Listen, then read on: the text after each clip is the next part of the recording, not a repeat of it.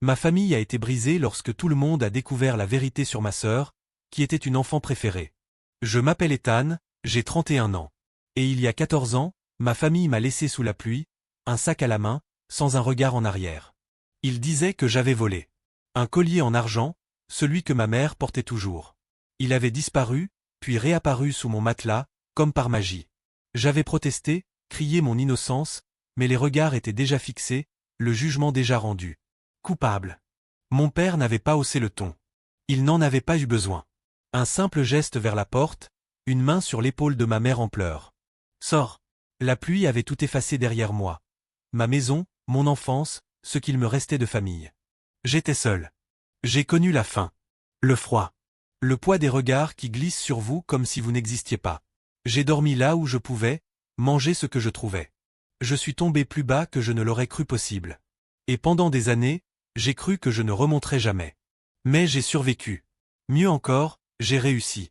Aujourd'hui, ma vie n'a plus rien à voir avec ce passé. J'ai une maison, un travail, une famille, un fils qui ne connaîtra jamais ce que j'ai vécu. J'ai laissé les fantômes derrière moi, les souvenirs bien scellés. Du moins, c'est ce que je croyais. Quand mon téléphone vibre ce soir-là, je ne pense à rien de spécial. C'est un son comme un autre, une notification parmi tant d'autres. Jusqu'à ce que je vois le nom sur l'écran. Papa. L'écran me paraît étrangement lumineux dans la pénombre du salon. Salut, Ethan. Je sais que ça fait longtemps. Mais j'aimerais te parler. Le temps s'étire. Mon regard reste figé sur ces quelques mots. Je ne l'ai pas entendu depuis 14 ans. Pas une lettre. Pas un appel. Et maintenant, il veut parler? Anna est à côté de moi, un livre ouvert sur ses genoux. Je sens son regard avant même qu'elle ne parle. Quelque chose ne va pas. Je ne réponds pas tout de suite. Je fais glisser le téléphone vers elle. Elle lit, puis hausse légèrement les sourcils. Son regard revient vers moi, plus attentif. Tu vas répondre? Une partie de moi veut simplement éteindre le téléphone. Bloquer le numéro. Passer à autre chose. Mais il y a cette petite voix. Un écho lointain de ce gamin de 17 ans qui, trempé sous la pluie, se demandait pourquoi. Pourquoi lui? Pourquoi maintenant? Pourquoi tout ça? Alors, avant même de pouvoir y réfléchir, mes doigts glissent sur l'écran. Je ne sais pas pourquoi tu reviens après tout ce temps. Mais d'accord. Parlons. J'envoie le message. Et en le voyant partir, un frisson me traverse. Je viens peut-être de commettre une erreur. Certains moments de la vie semblent hors du temps. Comme s'ils n'auraient jamais dû exister. Quand mon père a dit qu'il voulait me voir, j'aurais dû refuser. J'aurais dû ignorer son message et continuer ma vie. Mais voilà, j'ai accepté. Le jour de la rencontre, j'étais nerveux. Pas de la peur, non. Plutôt une tension sourde, un poids sur la poitrine. Anna l'avait senti. Elle m'a regardé ranger des choses inutiles, ajuster des coussins déjà en place. Tu peux encore changer d'avis? J'ai esquissé un sourire sans joie. C'est trop tard. Puis, le bruit d'un moteur dans l'allée. Je suis allé ouvrir la porte. Et ils étaient là. Mon père. Peu de choses avaient changé. Quelques rides de plus, un peu de gris dans les cheveux. Mais cette posture droite, ce regard difficile à percer était toujours là. À ses côtés, Emma. 12 ans, c'est l'âge qu'elle avait quand je suis parti. Maintenant, c'était une femme. Nos regards se sont croisés une fraction de seconde. Il y avait de l'hésitation dans le sien. De la curiosité aussi. Mon père a balayé l'entrée du regard. C'est une belle maison. J'ai senti un ricanement amer monter en moi. C'était donc ça? Aucune excuse. Aucun mot sur le passé. Juste une remarque sur ce que j'avais construit sans eux. Anna est apparue derrière moi, posant une main discrète sur mon bras. Entrez. Ils ont franchi le seuil. Et quelque chose en moi s'est tendu. Emma observait tout, silencieuse. Son regard s'est arrêté sur une photo. Anna, notre fils et moi. Mon père, lui, ne regardait pas la maison. Il me regardait, moi. Nous nous sommes installés dans le salon. Le silence s'est étiré. J'ai fini par briser la glace. Pourquoi maintenant? Mon père a hésité. Un détail étrange venant de lui. C'était le moment. Rien d'autre. Aucune explication. J'ai jeté un regard à Anna. Elle savait. J'ai croisé les bras. 14 ans, et soudainement, maintenant, c'est le moment. Un soupir.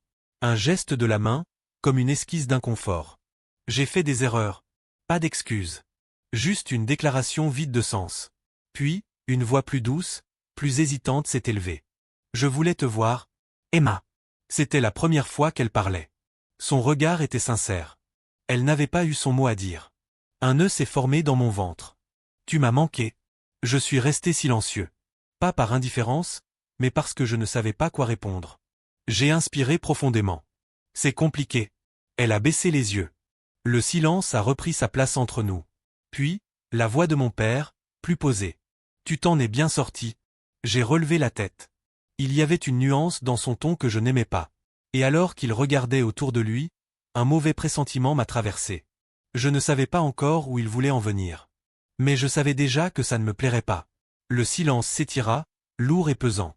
Mon père n'avait rien dit de direct, mais tout était là, dans sa manière de regarder autour de lui, d'observer chaque détail de ma maison comme s'il évaluait quelque chose. Tu as besoin d'autant d'espace. J'ai relevé les yeux. Il ne me regardait pas, pas encore. Son attention était ailleurs. Sur la décoration, sur les pièces spacieuses. Il laissait ses mots flotter, attendant une réaction. Je n'ai rien dit. Il a continué, sur un ton qui se voulait détendu. À 3, ça fait beaucoup, non. Anna, à côté de moi, s'est tendue imperceptiblement. Emma a baissé les yeux. Elle savait. Mon père a pris une pause, puis a posé les mots avec soin. Emma et Ryan veulent fonder une famille. Le puzzle s'est assemblé d'un coup. Je n'étais pas surpris. Pas vraiment. Juste fatigué. Il ne m'avait jamais vraiment regardé comme un fils. Et il ne le faisait toujours pas. Un foyer stable serait idéal pour eux. Je savais où ils voulaient en venir. J'ai attendu. Tu pourrais trouver quelque chose de plus petit.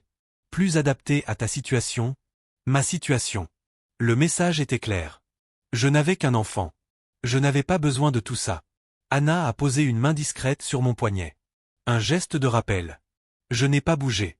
Mon regard s'est posé sur Emma. Elle n'avait pas l'air aussi sûre qu'avant. Papa, on en a déjà parlé. Elle n'a pas fini. Peut-être parce qu'elle a senti le changement dans mon regard. Parce que ce n'était plus juste de la colère. C'était un souvenir. 17 ans. La pluie battante. Un sac dans mes bras. Un regard froid. Sors. Et maintenant, assis sur mon canapé, dans ma maison, il me regardait de la même manière. Comme si rien n'avait changé. Sauf que cette fois, c'était moi qui avais le contrôle. Le silence s'était installé d'une façon étrange, lourd mais suspendu, comme si tout le monde retenait son souffle sans savoir pourquoi.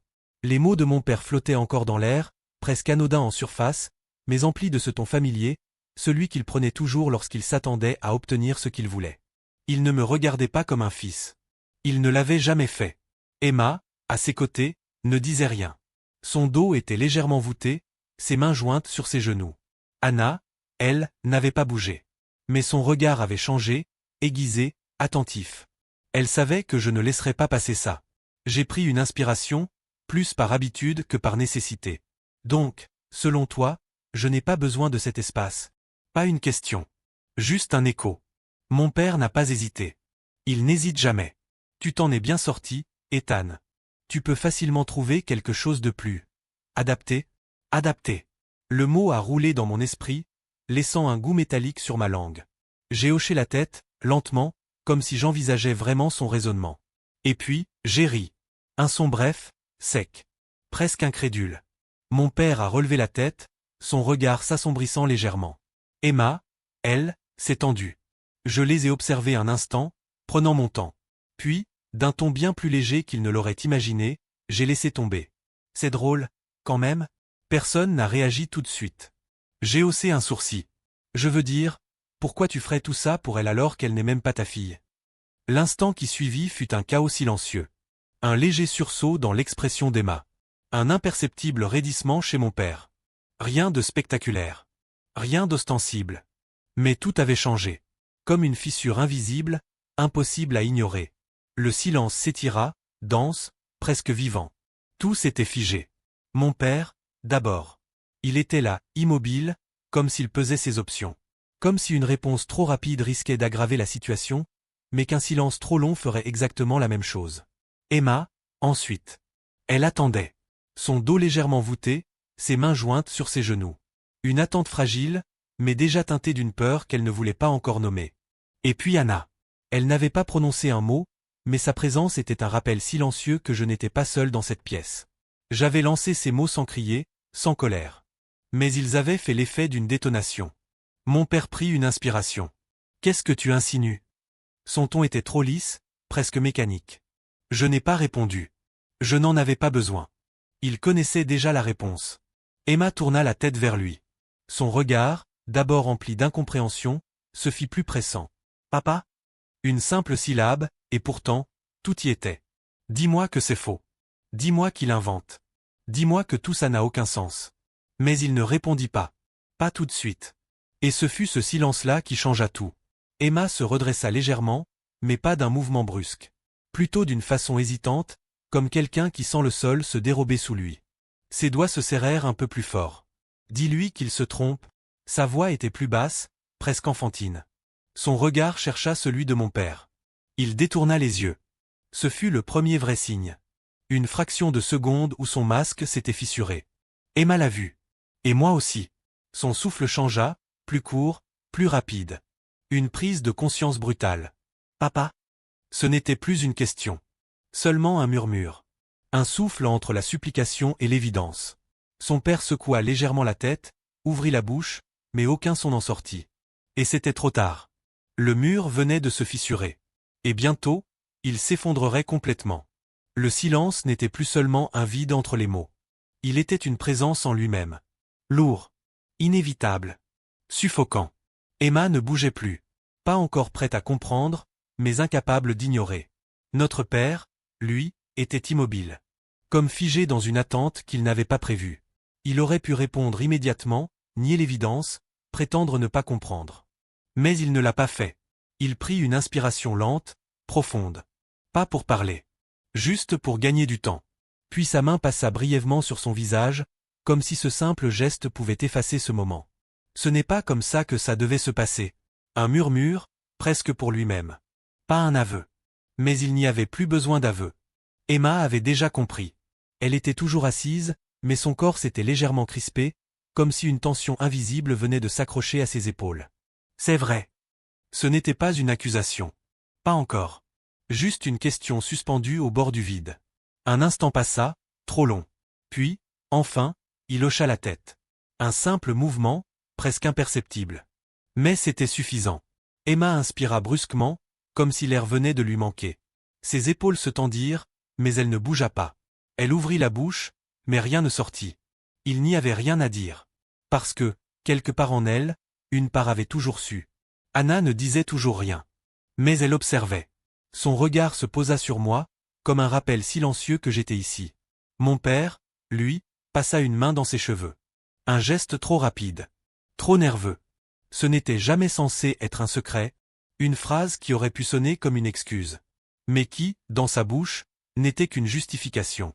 Emma releva enfin les yeux vers lui. Là où il aurait dû y avoir des larmes, il n'y avait que de la colère. Alors pourquoi tu ne m'as jamais rien dit? Sa voix était basse. Fragile, mais tranchante. Notre père entr'ouvrit la bouche, mais aucun son n'en sortit. Et c'était trop tard. Le mur qu'il avait bâti venait de se fissurer. Le silence s'était installé comme un poids difficile à déplacer. Ce n'était plus un simple vide entre les mots, mais une attente. Une pression invisible qui s'accrochait à nous, comme si la pièce elle-même retenait son souffle. Emma ne bougeait pas. Assise droite, figée dans une posture qu'elle n'avait pas l'habitude d'adopter. Ses mains, d'abord posées doucement sur ses genoux, s'étaient refermées sur elles-mêmes, lentement. Notre père, lui, n'avait toujours pas levé les yeux.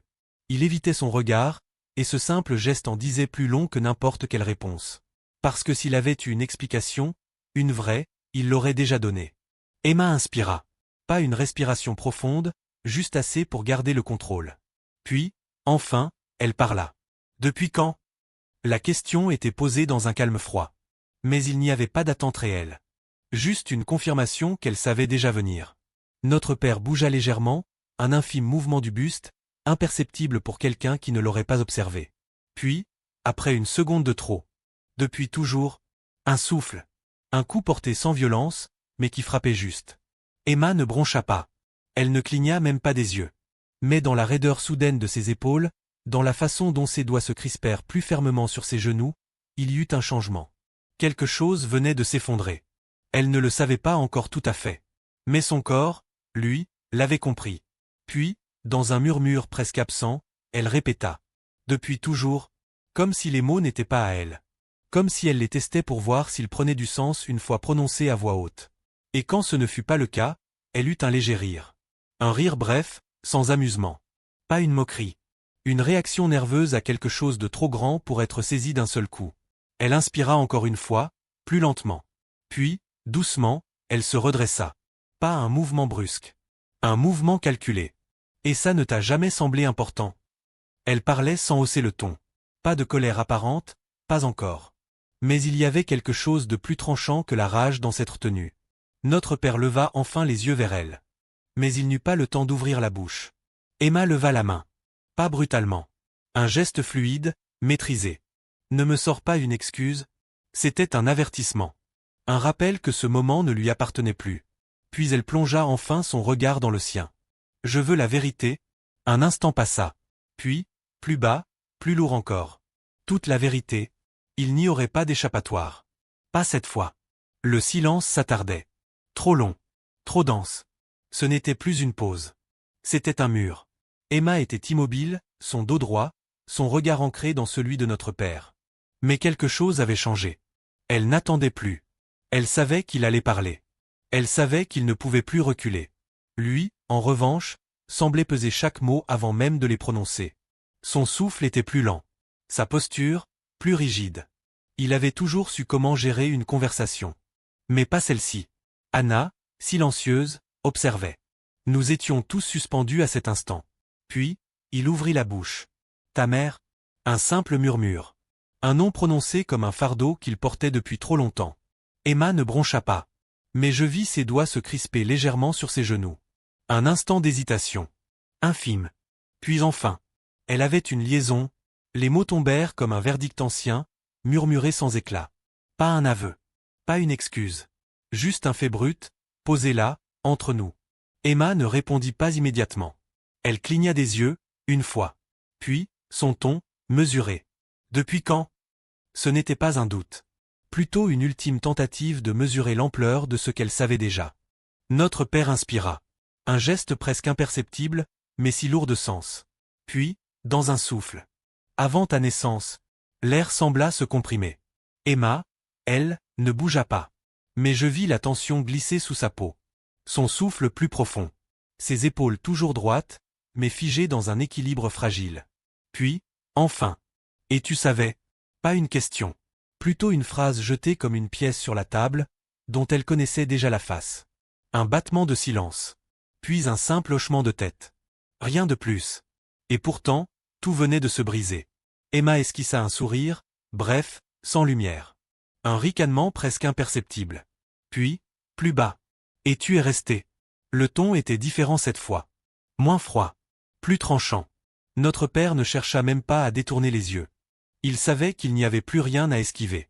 Alors, dans un souffle. Oui. Un dernier silence s'étira. Puis Emma détourna le regard. Pas pour fuir. Mais parce qu'elle ne voulait plus voir ce qu'elle venait de comprendre. Le silence s'étirait, dense, immuable. Il n'y avait plus d'attente. Plus de tension suspendue dans l'air, plus de regards incertains. Seulement cette vérité qui flottait maintenant entre eux, impossible à nier, impossible à effacer. Emma ne bougeait toujours pas. Son souffle était mesuré, presque trop calme. Mais cette immobilité n'avait plus rien de figé. Elle n'était pas en train de subir la révélation. Elle l'absorbait. Notre père, en face d'elle, ne disait plus rien. Il avait déjà trop parlé. Il n'était plus dans l'explication, dans l'autorité qu'il savait imposer d'ordinaire. Il attendait. Comme un homme qui voit les dominos tomber un à un et qui comprend, trop tard, qu'il n'a plus le contrôle. Anna était là aussi, toujours silencieuse.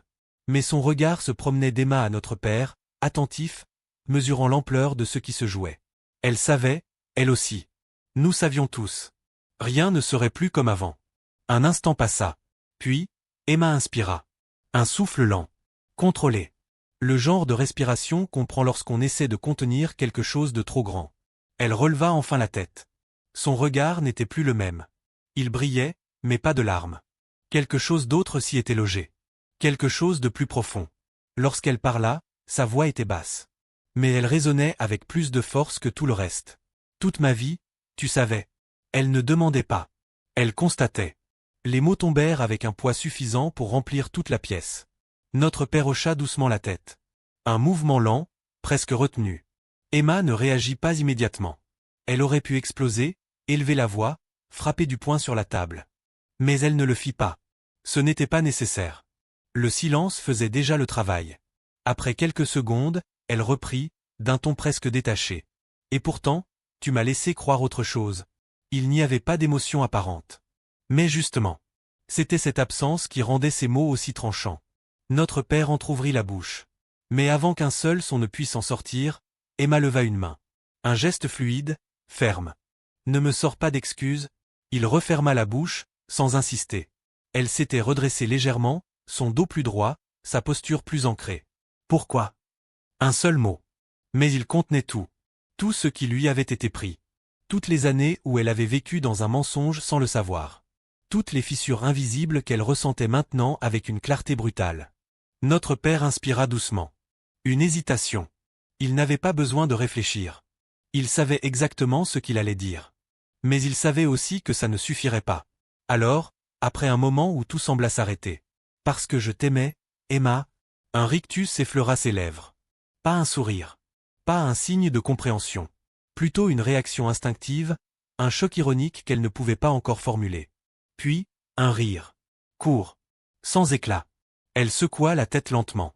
Pas pour protester. Comme si elle venait d'entendre quelque chose d'absurde. Puis, son regard revint vers lui. Un regard qui ne contenait plus rien d'enfantin. Non. Pas un mot jeté comme une gifle. Juste une vérité. Si tu m'avais aimé, tu m'aurais dit la vérité. Notre père ouvrit la bouche, mais il la referma sans rien dire. Parce qu'il savait. Il savait que c'était fini. Emma ne détourna pas les yeux. Mais ce n'était pas pour attendre une réponse. C'était parce qu'elle réalisait que l'homme qu'elle avait toujours cru connaître n'avait jamais vraiment existé. Le silence n'avait plus besoin de s'imposer. Il était là, figé dans l'air, inévitable. Notre père n'avait pas bougé. Il restait assis, le regard perdu quelque part entre le passé et ce qu'il venait de perdre. Il ne chercha pas à parler. Pas même un regard vers Emma.